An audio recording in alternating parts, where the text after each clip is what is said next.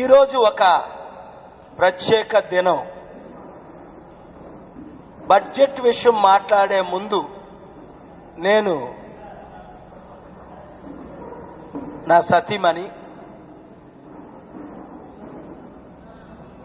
అనివా Mary Kilari నా మధ్యన కూర్చోవడం, మా పెళ్ళైన దగ్గర నుండి మీడియా ముందు కూర్చోవడం ఇదే మొదటిసారి అని అనుకుంటున్నాను. మా తల్లి ఇంకా అపోలో హాస్పిటల్లోనే ఉన్నారు. నాన్నగారు నిన్న రిలీజ్ అయ్యారు. అలాగే మీ అందరికీ జ్యోతి బేగల్ తెలుసు, మన ఆర్గనైజేషన్ ట్రెజరరు. నేను ప్రెసిడెంట్ని, నా వైఫ్ వైస్ ప్రెసిడెంట్ అన్ని సంస్థలకు. జ్యోతి బేగల్ ట్రెజరర్ అన్ని సంస్థలకు. అలాగే మా ఫాదర్ జనరల్ సెక్రటరీ.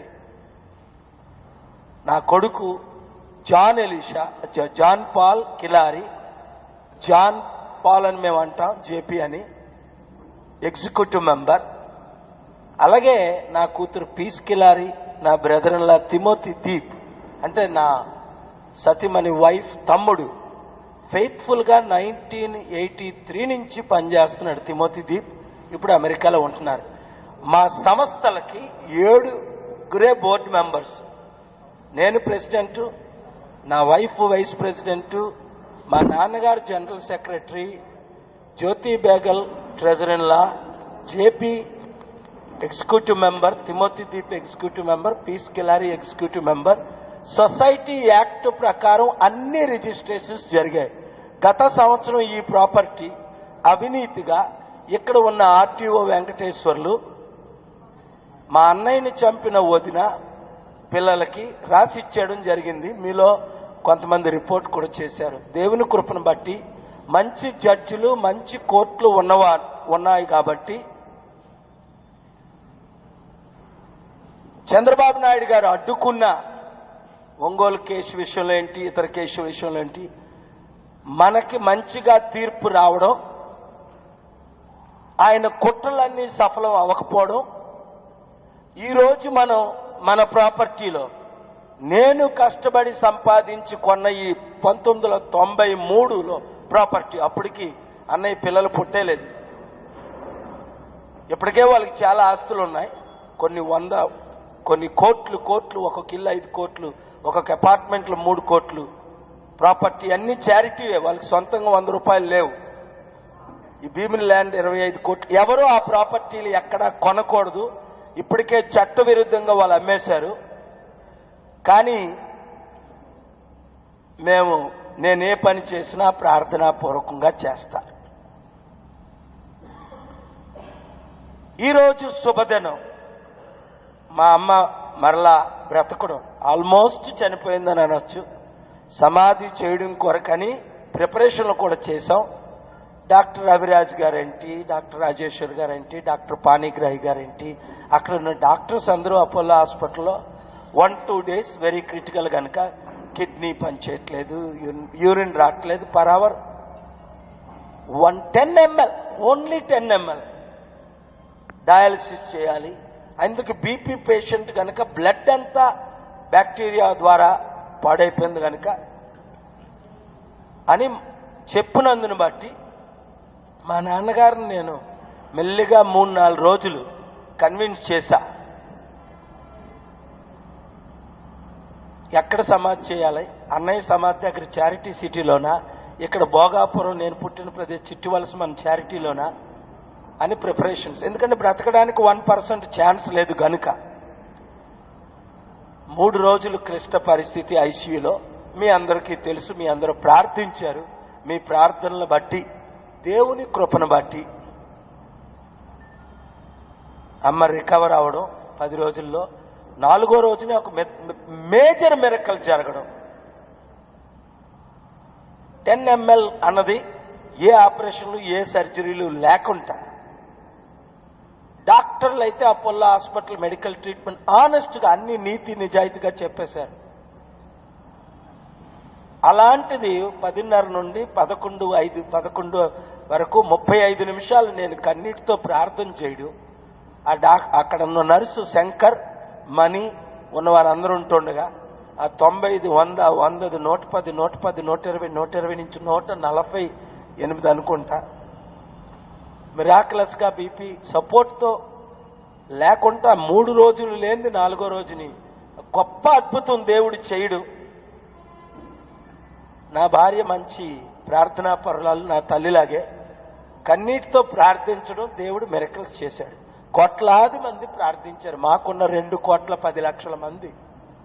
అయినా అమ్మ ఆల్మోస్ట్ 80 సంవత్సరాలు. ఏ రోజు చనిపోవాలి, అన్ని గుండె హార్ట్ ప్రాబ్లమ్స్ 20-30 సంవత్సరాల నుంచి, kidney problems, lungs problems, body problems, fat, BP, sugar అన్నీ ఉన్నాయి. వినికిడి తక్కువ. దేవుడు ఇవన్నీ శారీరకంగా ఎందుకు చేస్తాడో మనకు తెలియదు. కానీ ఒక మాట ఉంది, నిన్ను స్వస్థపరిచి యెహోవాను నేనే, ఐ షల్ హీల్ యూ. డాక్టర్లు మందుల ద్వారా ఎంతో మందికి స్వస్థత నమ్మబట్టే కదా డాక్టర్ల మందులు అపోలోకి తీసుకెళ్ళాం. వారు చూసి అన్ని ఇన్వెస్టిగేట్ చేసిన తర్వాతే కదా ఇది క్రిటికల్ అని చెప్పాడు. నేనే కదా ఫస్ట్ 5 days అక్కడ ఉన్నాను, డే అండ్ నైట్. అమ్మ చేరకముందే 1 hour ఆ సురేష్ గారు బయటకు వచ్చి అన్ని ఏర్పాట్లు చేసి రిసీవ్ చేసుకు. నర్సీపట్నంలో హాస్పిటల్ లేకపోవడం వరకే కదా ఆవిడకి ఆల్మోస్ట్ 16 గంటలు పట్టడం, అక్కడి నుంచి ఇక్కడ తీసుకురావడం. ఇవన్నీ ఆశ్చర్యంగా ఉన్నాయి. కొన్ని విషయాల తర్వాత చెప్తా, ఇప్పుడు చెప్పకూడదు. అందుకనే దేవుడు నాకు ప్రేరేపించాడు కదా, గెలిపించిన ప్రతి నియోజకవర్గంలో అపోలో 20 కోట్లు అయితే 50 కోట్లతో ఒక హాస్పిటల్ కట్టి చూపిస్తానండు. ఇప్పుడు 1000 కోట్ల విలువైన చారిటీ సదాశివలో ఉంది, 100 కోట్ల విలువైన చారిటీ ఇక్కడ భోగాపురంలో ఉంది. ఒక్కరి దగ్గర ₹1 తీసుకుంటా 3,10,000 మంది అనాథులకు, 40 లక్షల వితంతులకు, ప్రతి గ్రామంలో, ప్రతి నియోజకవర్గంలో, ప్రతి జిల్లాలో, ప్రతి రాష్ట్రంలో, ఈ దేశంలో మేము సేవ చేసిన సంగతి అందరికీ తెలుసు. ఇప్పుడు 100 రెట్లు ఎక్కువ చేయాలని నేను ప్రజాశాంతి పార్టీ పెట్టడం జరిగింది. ఈరోజు మీరు బడ్జెట్ చూడండి, ఎంత విచారం. మోదీ గారు టోటల్గా మరలా రాజకీయాల్లో రాలేరని, మరలా ప్రధానమంత్రి అవరని, మంత్రి కూడా అవరు, ప్రధానమంత్రి దాకెందుకు అని ఈ బడ్జెట్ ద్వారా తెలిసిపోయింది. బడ్జెట్ విషయాలన్నీ అందరూ మాట్లాడారు. అది ఎంత విచారం, డీటెయిల్స్ చెప్పమంటే నేను ప్రిపేర్ చేశాను. డీటెయిల్స్ మీకు కావాలంటే అది మేము కూడా ఇస్తాం. అది ఎంత సాడ్ న్యూస్. ఇప్పుడు మన తెలుగు రాష్ట్రాల్లో స్పెషల్ స్టేటస్ అని ఇప్పుడున్న 2 పార్టీలు drama, YCP, TDP. Special status అని డ్రామా, వీళ్ళకి తెలుసు రాదు అని. సెంట్రల్లో బడ్జెట్ లేదని, సెంట్రలే దివాలెత్తిపోయింది. 56 ముస్లిం కంట్రీస్ మోదీని నమ్మడం లేదు, ఇన్వెస్ట్ చేయడం లేదు. చంద్రబాబు నాయుడు గారిని నమ్మడం లేదు, ఇన్వెస్ట్ చేయటం లేదు. 130 కంట్రీస్ క్రైస్తవ దేశాలు, ధనమైన దేశాలు మోదీ గారిని, చంద్రబాబు నాయుడు గారిని నమ్మడం లేదు. విశ్వ హిందూ పరిషత్తు, బజరంగ్ దళ్, శివసేన, ఆర్ఎస్ఎస్ ద్వారా ఈ దేశానికి నష్టం ఉందని 196 దేశాల్లో ఒక 2-3 దేశాలు, నేపాల్, శ్రీలంక, అవి కూడా ఈ మోదీ గవర్నమెంట్తో, ఈ గవర్నమెంట్తో సన్నిహితంగా లేరు. చైనాతో పెట్టుకున్నారు శ్రీలంక, నేపాల్. బౌద్ధ దేశమైన శ్రీలంక, హిందూ దేశమైన నేపాలే, మన ద్వారా బ్రతుకుతున్న నేపాలే మన దేశానికి అనుకూలంగా లేరు. ఇంకా బర్మా, మన్మార్, బంగ్లాదేశ్, పాకిస్తాన్ గురించి మీకు నేను చెప్పవసరం లేదు, ఆఫ్ఘనిస్తాన్. ఈ అన్ని దేశాలు నేను తిరిగాను. ఈ అందరు ప్రెసిడెంట్లు, ప్రైమ్ మినిస్టర్, శ్రీలంక మహేంద్ర రాజపక్ష ఏంటి, నేపాల్, గుజరాత్, ఆ పాత దగ్గర నుండి ప్రచండ వరకు, కొయిరాల నుండి నన్ను అందరూ హోస్ట్ చేసిన వాళ్ళే. 100 కోట్లు ఈ దేశాల్లో నేను ఖర్చు పెట్టానని మీకు తెలుసు. మా ఆఫీస్కి వచ్చారు శ్రీలంక ప్రెసిడెంట్ మహేంద్ర రాజపక్ష అమెరికా హ్యూస్టన్లో కాల్ చేసి, నేను నైజీరియాలో ఉంటున్నాను, ఒక సిట్టింగ్ ప్రెసిడెంట్ నన్ను కలవాలని. అనేక మంది అలా, ఎందుకంటే మేము చేసిన సేవలను బట్టి. ఈరోజు ఆ దేశాలు ఈ దేశాన్ని తిరస్కరిస్తున్నాయి. ఎందుకు? ఈ దేశం యొక్క పరిస్థితి వీక్నెస్ అందరికీ తెలిసిపోయింది. మోదీ గారు ముందు గవర్నమెంట్లో రాబోయేసరికి ఆర్ఎస్ఎస్ అజెండా యోగా క్లాసులు. యోగా చేయని దేశం ఉందా? యోగా చేయని రాష్ట్రం ఉందా? యోగా చేయని ప్రజలు ఉన్నారా? వీళ్ళేదో యునైటెడ్ నేషన్లు ఏదో కొత్తగా తెచ్చినట్టు చంద్రబాబు నాయుడు గారు నేను అమెరికా హైదరాబాద్ని ప్రపంచ పటంలో పెట్టారంటారు ఆయన. కరెక్ట్ ఆయనకు కొట్టే రివర్స్ కేసీఆర్ గారే. ఆయన ఏంటి ప్రపంచ పటంలో పెట్టడం ఏంటి? ఆయన ముఖ్యమంత్రి అయింది 95లో. అప్పటికే 81 నుండి 89 వరకు దేశంలో, 89 నుండి 95 వరకు 108 దేశాల్లో హైదరాబాద్ ఇండియా షుడ్ లీడ్ అని సమిట్లు మీరు చూశారు. నేను బిల్ గేట్స్ని దేశానికి పంపడం, బిల్ క్లింటన్ని ఆయన అపాయింట్మెంట్ ఇవ్వకపోతే నేను అపాయింట్మెంట్ ఏర్పాటు చేయడం, ఇవన్నీ అందరికీ తెలిసిన సత్యాలు. అందుకే కదా అప్పటి నుండి 25 సంవత్సరాలు నేను ఎక్కడున్నా ఎయిర్పోర్ట్కు రావడం ఏంటి, మీటింగ్లకు రావడం ఏంటి, చారిటీలకు రావడం ఏంటి, బిల్డింగ్లకు రావడం ఏంటి, సభలకు రావడం ఏంటి, పూజించడం ఏంటి, ప్రైజ్ చేయడం ఏంటి చేశారు. ఆయన ముఖ్యమంత్రిగా 9 సంవత్సరాలు ఉన్నప్పుడు 1995 నుంచి 2004 వరకు ఎప్పుడైనా నేను ఆయన ఇంటికి ఒకసారి వెళ్ళానా? ఆయన ఆఫీస్కి ఒకసారి వెళ్ళానా? ఆయన్ని కలవడానికి ఎప్పుడైనా వెళ్ళానా? 6 నెలలు, 8 నెలలు, 3 నెలలు ఆయన వెయిట్ చేసేవారు, ఆయన వచ్చేవారు. అలాగే తత్మా ముఖ్యమంత్రులు రాజశేఖర రెడ్డి గారు మే నుండి డిసెంబర్ వరకు 2003 వెయిట్ చేసి ఆయన వచ్చారు. ఈ అంతర్ ముఖ్యమంత్రులు రావడం మీరు కళ్ళారా చూశారు. ఇవాళ ఇండియాని ధ్వంసం చేసేసి, నాశనం చేసేసి, పాడు చేసేసి మన రాష్ట్రానికి రైతులకేంటి, నిరుద్యోగులకేంటి, మహిళలకేంటి, కార్మికులకేంటి, ఇప్పుడు మరలా చంద్రబాబు నాయుడు గారు వస్తే కనీసం రైతులకి రుణమాఫీ చేయలేరు కదా. ఇప్పుడు ప్రకటించినవి కూడా చేయలేరు. ఏదో సెంట్రల్ గవర్నమెంట్ కొంత ఇస్తుంటే ఆ ఇల్లులు కట్టడమైనా ఆ రైతులకు కొంతైనా చేయగలిగారు. ఇప్పుడు చంద్రబాబు నాయుడు గారి ఇమేజ్ టోటల్ డిస్ట్రాయ్ అయిపోయింది. మీ అందరికీ తెలుసు. వరల్డ్ బ్యాంక్ డబ్బు లోన్ ఇవ్వదు, ఎంత ఇవ్వాలో అప్పులు ఇచ్చేశారు. IMF international monetary fund appointment ఇవ్వదు. మొన్న జనవరి 23లో 18 పార్టీల్లో ఒక పార్టీ వాళ్ళు ఆయన మీటింగ్ అటెండ్ అవ్వరన్నాను, అటెండ్ అవ్వలేదు.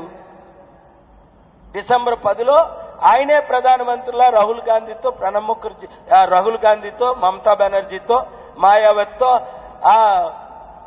కేజ్రీవాల్తో, స్టాలిన్తో అందరి దగ్గరికి వెళ్ళి బొకేలు ఇవ్వడం, శాలువాలు కప్పడం, ఫోటోలు తీసుకోవడం, పేపర్లు వేయించుకోవడం డబ్బులు ఇచ్చి.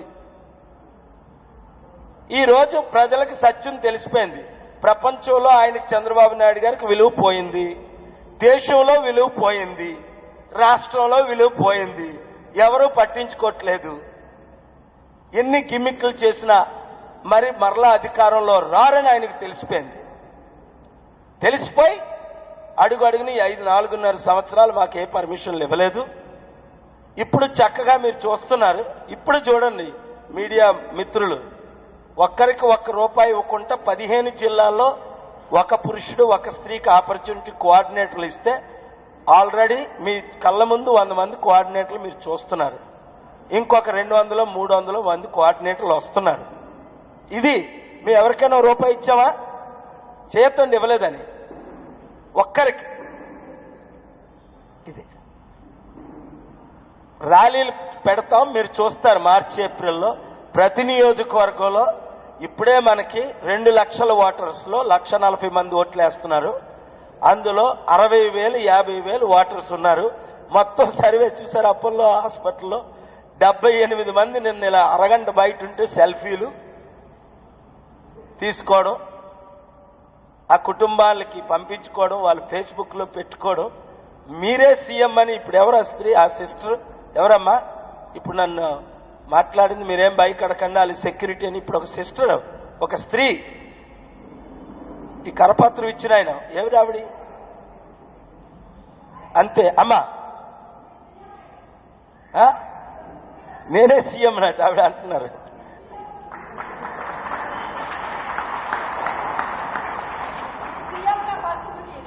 First bouquet.